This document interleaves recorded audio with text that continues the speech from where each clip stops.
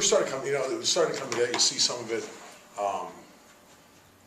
doing some good things here. Just a lot of corrections, a lot of just, things that they just got to pick up at the game and playing different guys playing with each other and combinations of communication. I think it's still always the last thing that comes along, but it's the thing we push more and more to get, especially with a couple of younger guys in there. You got to speak, and that's more on Elton and Dion and Darryl who have been in there to communicate and help them to a point. And like I said, I talked to him today about starting to weed them off of that, just because they have to start. You got to start trusting them to do their job, because you can't. Again, first thing is self-rescue. Okay, they got to do their job first. You got to do your job to make sure they're learning theirs. Are you still in the combination and testing phase right now? Yeah, not necessarily testing phase. We're kind of going with what we have, and to me, just the way we started, and we're going to keep going. I think I haven't moved anybody yet, which means let's keep going. To me, the hardest thing is you move them around now, you really don't see what they have because they're spending enough time thinking as is. So to me, it's let them go play.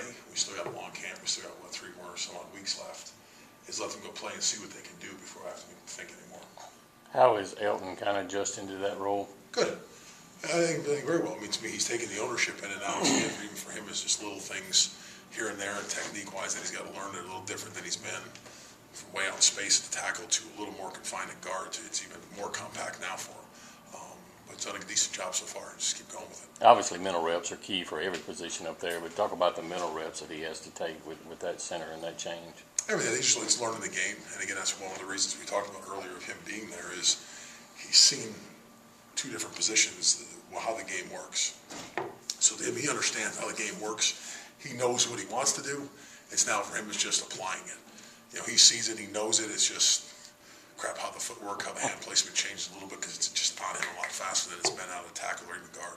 How are the JUCO guys adjusting to this level? Good. I mean, I think they're both doing well. They're both doing well. I think they got to keep going. I think the hardest thing for them is not the mental part. They've kind of picked up.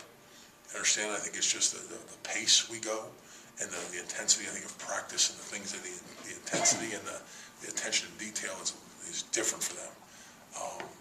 But I think they're adjusting well, and they really have no choice. So get going. With a serious injury or more of a scare that Darryl had last year, obviously guys can kind of have that in the back of their mind. But how have you seen him when he returned?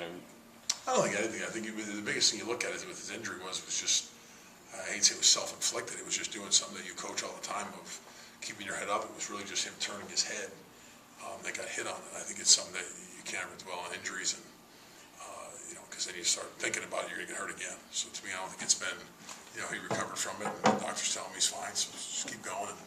How much were you able to relate to him because you had been, yours is more serious, but you've kind of experienced experienced they were the same. I gave him the same kind of things. I broke my neck my freshman year of high school, so it was even different. He wasn't anything more than I was in a neck brace for 6 months.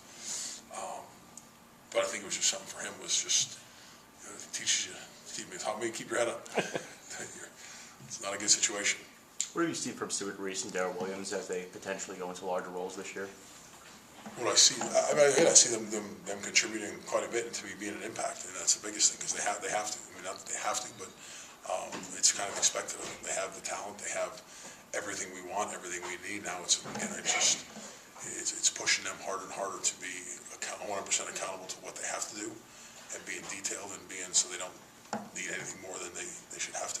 How well have they adapted to that so far? Good. I think very well. I think Darryl has. They're both learning every day, but I think they both adapted very well. And they've had some good practices. They've had their screw-ups, but they've got better each day, and that's all I ask them. And keep putting stuff in. And once we settle down here, probably after the first scrimmage, everything's in, so it'll be settled down for them to just start concentrate. Even like camp is there's so much. We're installing things every day. Defense is installing things every day, so it's compounding. Once you get into game weeks, things contract quite a bit. So there's not as much because you're going to be honed into exactly what the team's doing in a week. So you have so much to learn now that's going to be compact by the time we get to game week.